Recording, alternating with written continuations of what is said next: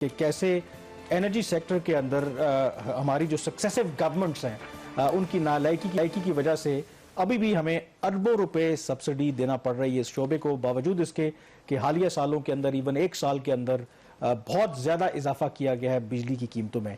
अब ये जो इशू है जो हमारे डोमेस्टिक कंज्यूमर्स हैं या आम लोग हैं उनको तो अफेक्ट कर ही रहा है, क्योंकि ये भी आपको पता है कि जो सी पैक का आगाज़ हुआ, जो उसका पहला फेज़ था, उसमें हमारा एनर्जी का प्रॉब्लम था, तो चीन की मदद से हमने बहुत ज़्यादा पावर प्लांट्स लगाए। और इससे पहले भी हम डिस्कस कर चुके हैं कि चीनी जो बिजली बनाने वाली कंपनियां हैं उनका पैसा भी फंसा हुआ है, बावजूद इसके कि चाइना ने एट द हाईएस्ट लेवल यानी कि उनके सदर ने ये मामला टेक अप किया। तो क्या उसके लिए भी ये सब्सिडी मांग रहे हैं ताकि उनको पैसे देने हैं, उसका भी हल निकाला है इन्होंने? ये जो 1540 अरब रुपया मांगा था उसमें जो सीपैक के प्रोजेक्ट्स हैं उसके लिए कुछ 250 अरब रुपया इन्होंने प्रपोज किया था। वजारत तवानाई ने 200 अरब रुपया मांगा गया था इस चीज़ के लिए कि जो उनके एरियाज हैं जो हुकूमत पाकिस्तान ने पैसे देने, जिसका आप जिक्र कर रहे हैं, जो वज़ीर आज़म शहबाज शरीफ साहब खुद पिछले माह कह चुके हैं कि 450 अरब रुपए की ड्यूज आउटस्टैंडिंग है। और this is one of the reasons कि जो पाकिस्तान और चीन के ताल्लुकात हैं उसमें काफी ज्यादा रुकावटें हैं, और सबसे बड़ी रुकावट इस वक्त ये अदर देन द सिक्योरिटी भी एक एस्पेक्ट है उसके अंदर।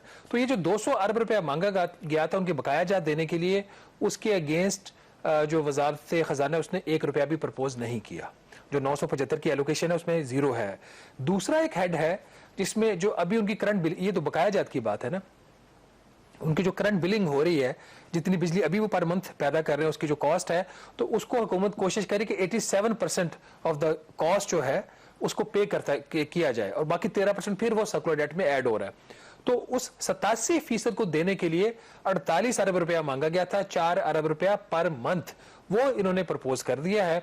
तो मेरा ख्याल है कि इस वक्त की अगर एलोकेशन देखी जाए तो लगता नहीं है कि हुकूमत को सीपैक को रिवाइव करना चाहती है, लगता नहीं है कि हुकूमत चीन के साथ अपने ताल्लुकात ठीक करने में बहुत ज्यादा कोई संजीदा है। अब दूसरी चीज इसके अंदर आ जाती है सब्सिडीज की। अगर आपका 35-40 रुपए का यूनिट अभी भी आप ले रहे हैं तो बहुत सारे ऐसे सारिफिन है जो एक्चुअल प्राइस है, जैसे मैं खुद एज अ कंज्यूमर इलेक्ट्रिसिटी, मैं बिजली की जो पैदावारी लागत है उससे ज्यादा बिल पे कर रहा हूँ।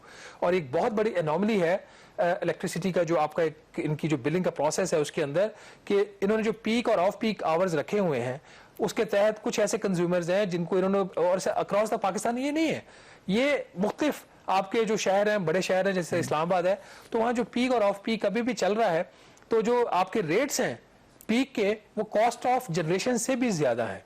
तो खैर कुछ ऐसे भी सार्फिन है जिनको हुकूमत अभी भी सब्सिडीज दे रही है। ये जो हमारे साथ चल रहा है इसमें 225 अरब रुपए की सब्सिडी का इनका तखमीना है, जो जिसको बोलते हैं टैरिफ डिफरेंशियल सब्सिडी। मजा नहीं लगाते आप? कुंडा वैसे लगा लेना चाहिए, वो लगा 35 रुपए का यूनिट है तो फिर कुंडा लगाने। बड़े शहरों में तो शायद इस्लामाबाद का सबसे बेहतर रेट ऑफ, लेकिन इस्लामाबाद की सबसे ज्यादा एफिशिएंसी कराची में कहते हैं या और दूर दराज इलाके में चले जाए, यहाँ पर कुंडा चल रहा है। अगले माली साल के लिए इन्होंने 164 अरब रुपए की सब्सिडी मांगी थी, जो डायरेक्ट सब्सिडी है बिजली की कीमत की मद में। सिर्फ वो जो पावर डिस्ट्रीब्यूशन कंपनीज हैं जो प्राइवेटाइज नहीं है, मतलब के इलेक्ट्रिक प्राइवेटाइज है, बाकी तो गवर्नमेंट की है 9 या 10 कंपनीज, उसके लिए 164 अरब रुपया मांगा गया था और 150 अरब रुपया प्रपोज किया। इसका मतलब यहाँ पे ये अंडरस्टेट कर रहे हैं, जब रिक्वायरमेंट ही 165 या 164 बताई गई तो उतना तो कम से कम दे।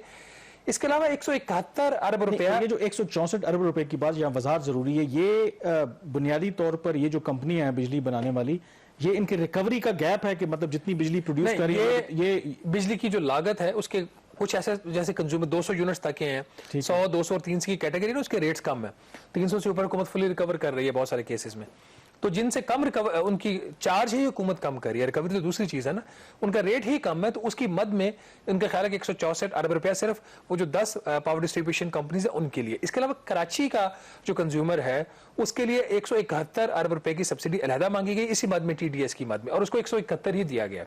अब इसको 171 अरब रुपए क्यों दिया? वैसे मुझे समझ नहीं आई कि फिर के इलेक्ट्रिक को प्राइवेटाइज करने का फायदा क्या था? कोई फायदा नहीं है, उसकी सारी आप यहाँ पे उसके एग्रीमेंट सारे एक्सपायर हुए हैं, बाकी सारी चीजें उसके प्रॉब्लम चल रहे हैं, प्राइवेटाइजेशन के उसके अपने और जो शेयर होल्डिंग की उसके ट्रांसफर होने थे वो प्रॉब्लम चल रहे हैं पिछले कुछ 6 साल से, तो वो भी आपने नाम की प्राइवेटाइज की है। ठीक है, उन्होंने कुछ जगहों पे एफिशिएंसी इंप्रूव की है, कुछ उन्होंने कुंडे वगैरह का सिस्टम वहाँ पे कम किया, बट अभी भी आप उसको सालाना 171 तो ये महंगा दे रहे हैं। उसके अलावा उसके एरियाज भी हैं, तो के इलेक्ट्रिक के एरियाज के लिए अलग उन्होंने पैसे मांगे हुए हैं, उसकी भी एक सब्सिडी इन्होंने यहाँ पे बजट के अंदर रखी हुई है, तो उसके लिए 127 अरब इसके अलावा है। 171 जो करंट है और 127 अरब के एरिया इसके अलावा अपने देने, ये फुल एलोकेशंस कर दिए, इसकी वजारत खजाना देने को तैयार है।